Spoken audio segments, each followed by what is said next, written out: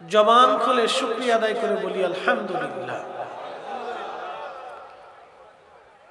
বলুন, মুসলমান হিসেবে আল্লাহ আপনাকে কবুল করছেন, আপনি খুশি না বেজার? সুন্নি মুসলমান হিসেবে আল্লাহ আমাদেরকে মনোনীত করছেন, আপনারা খুশি না বেজার? শুনে রাখেন, পৃথিবীতে অনেক বড় বড় ডক্টর, ডাক্তার, ইঞ্জিনিয়ার, পারমাণবিক বিজ্ঞানী, প্রেসিডেন্ট, প্রধান সেনাপতি, ফিল্ড মার্শাল, জেনারেল, অনেক স্তরের জ্ঞানী গুণী আছে।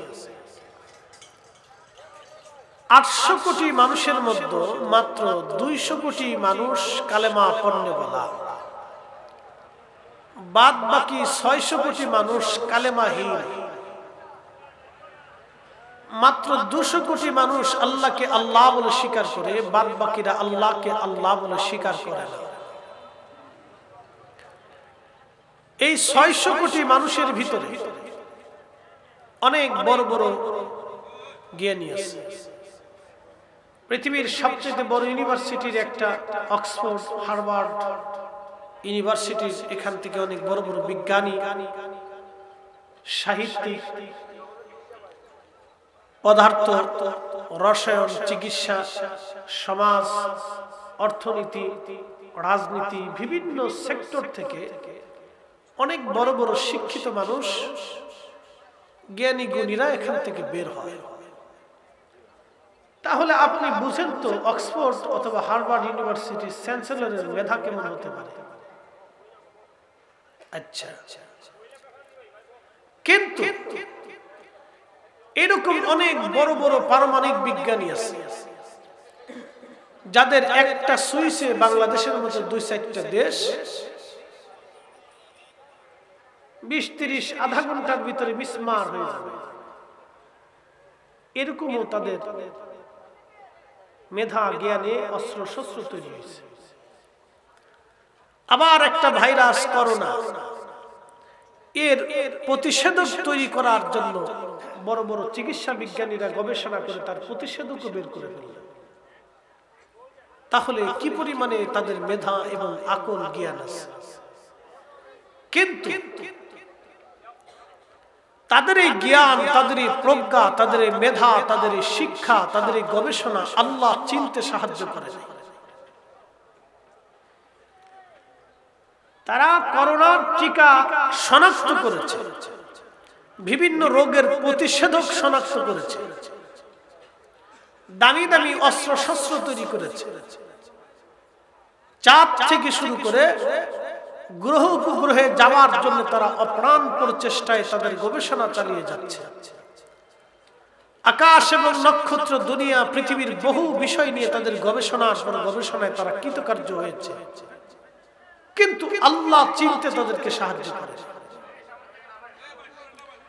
আমার আপনার মতো নাসিজ এবং নাফরমানকে আল্লাহ মুসলমান হিসেবে কবুল করছেন। আচ্ছা, তুমি কি তা করবা? এখানে কিছু করা যাবে না, যাও, কষ্ট নিয়ে না, দূরে যাও।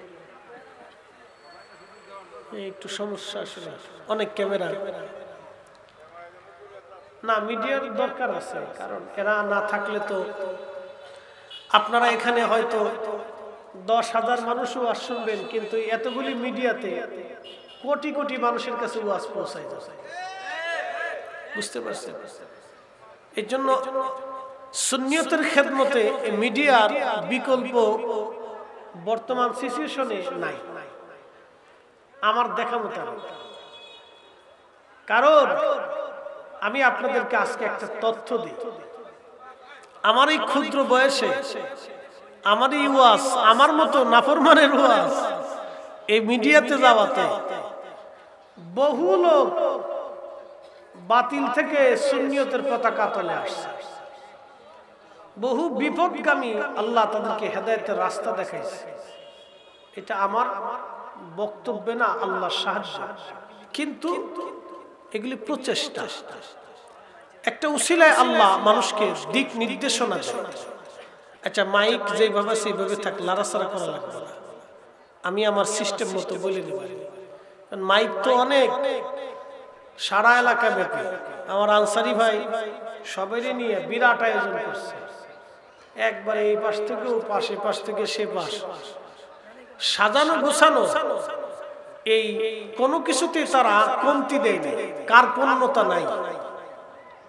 মৌলিক দিক থেকে তাদের মন খুব উন্নত, কারণ এই প্রোগ্রামগুলি দেখলে বোঝা যায় যে মানুষের মনের চাহিদা এবং সৌন্দর্যের দিক থেকে মন বিরাট।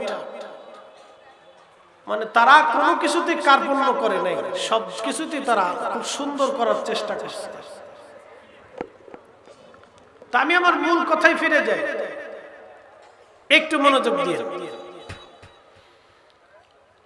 এই যে বিরাট বড় বড় জ্ঞানী গুণী, তাদেরকে আল্লাহ চিনতে তাদের জ্ঞান, মেজ্ঞা, প্রভাব, জ্ঞান তাদেরকে সাহায্য করে। আপনার আর আমার মতো নাসিদ আর নাফরমানকে আল্লাহ তার বান্দা হিসেবে, রাসূল করিমের উম্মত হিসেবে আল্লাহ দয়া করে কবুল করে ইসলামের পতাকার নিচে আনাইছে। কিয়ামত পর্যন্ত শুকরিয়া করলেও আদায় হবে না। কথা বলেন ঠিক না বেঠিক?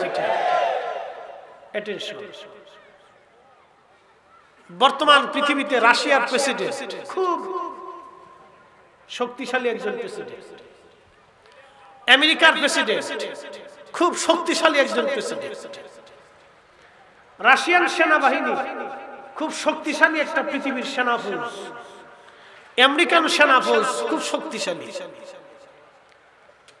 চীনের সেনাফৌজ খুব শক্তিশালী, পারমাণবিক শক্তিধর যে কটা দেশ আছে তাদের সেনাফৌজ খুব শক্তিশালী।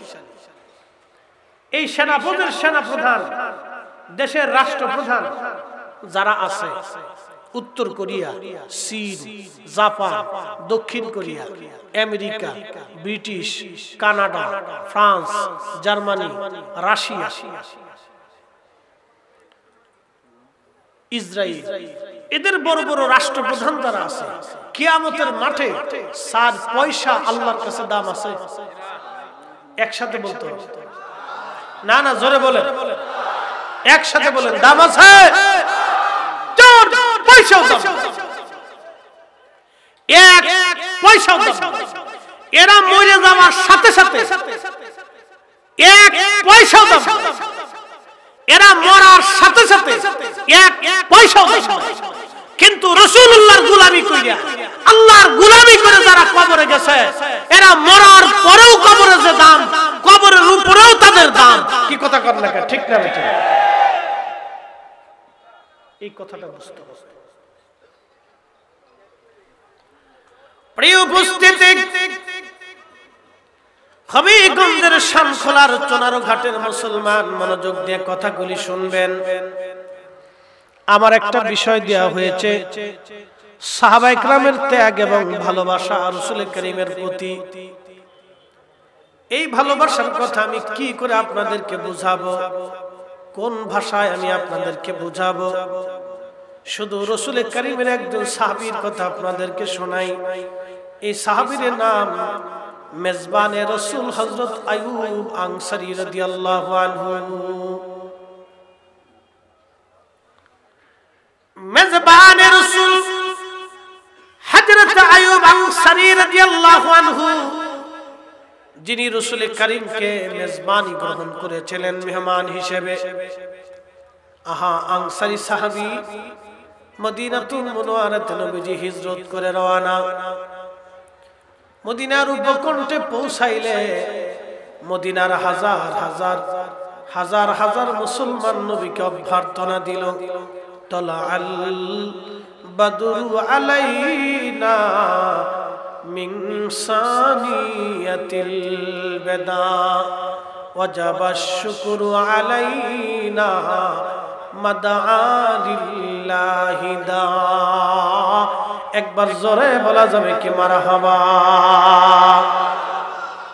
তালাআল বাদরু আলাইনা, আমাদের মাঝে এক পূর্ণিমার চাঁদের উদয় হচ্ছে। একসাথে বলবেন আল্লাহু আকবার। কি চাঁদ? পূর্ণিমার চাঁদ উদয় হচ্ছে। আমাদের মাঝে এক পূর্ণিমার চাঁদ উদয় হচ্ছে। পূর্ণিমার চাঁদ আমাদের মাঝে আসতেছে, চাঁদ কি আমাদের নবী। সারা মদিনার ছোট্ট ছোট্ট বাচ্চাগুলি ভাষা শেখার জন্য কোনোদিন কোনো মাদ্রাসায় মক্তবে কোনো স্কুলে পড়ে নাই, কিন্তু রাসূল দেখার সঙ্গে সঙ্গে তারা উচ্চারণ করলো তলাল বাদরু আলাইনা মিন সানিয়াতিল বিদা ওয়াজাবাশ শুকরু আলাইনা মাদা লিল্লাহি দা। কাজী নজরুল কত চমৎকার কবিতার ছন্দে লেখেন, আমি যদি আরব হতাম মদিনারি পথ, সেই পথ দিয়ে হেঁটে যাইতেন নূর নবী হযরত, নূর নবী হযরত। চিৎকার করে জোরে বলবেন কি আল্লাহু আকবার। চুনারু ঘাটবাসী মনোযোগ লাগান,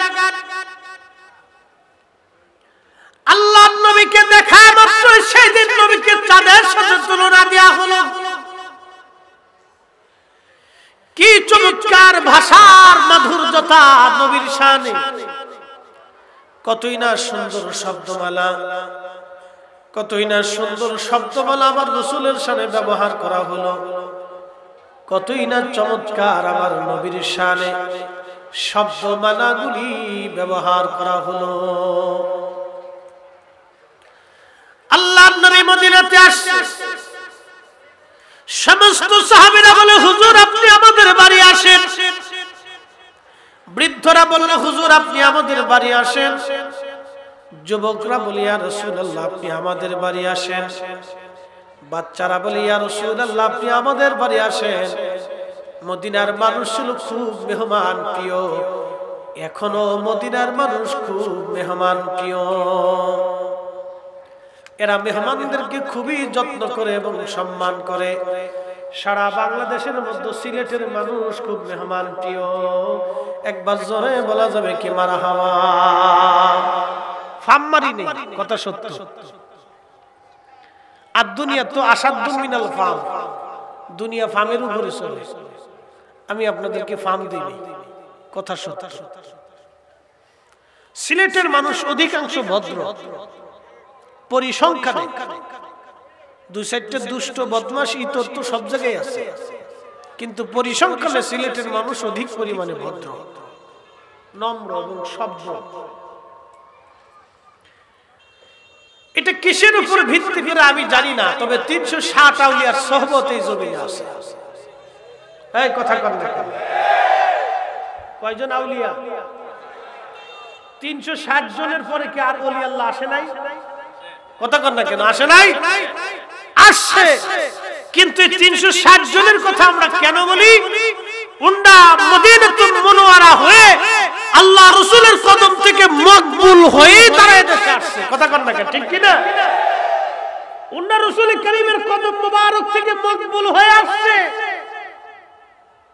সরাসরি আসছে। শরফুল মাকিনা ওয়া শরফুল মাকান, শরফুল মাকানি ওয়া শরফুল মাকিন। কিছু জায়গার কারণে মানুষের দাম বাড়ে, কিছু মানুষের কারণে জায়গার দাম বাড়ে, কিছু জায়গার কারণে মানুষের দাম বাড়ে। আমার নবী মদিনায় থাকার কারণে মদিনার দাম বাড়ছে, আমার নবী মানব জাতির মধ্যে আসার কারণে মানব জাতির দাম বাড়ছে। নবী মানুষ হইছে বিদায় নবীর দাম বাড়ছে, বিষয়টা এরকম না। আল্লাহর নবীকে মানব জাতির মধ্যে পাঠানোর কারণে মানুষের দাম বাড়ছে। কি কথা কন না কেন, ঠিক কিনা?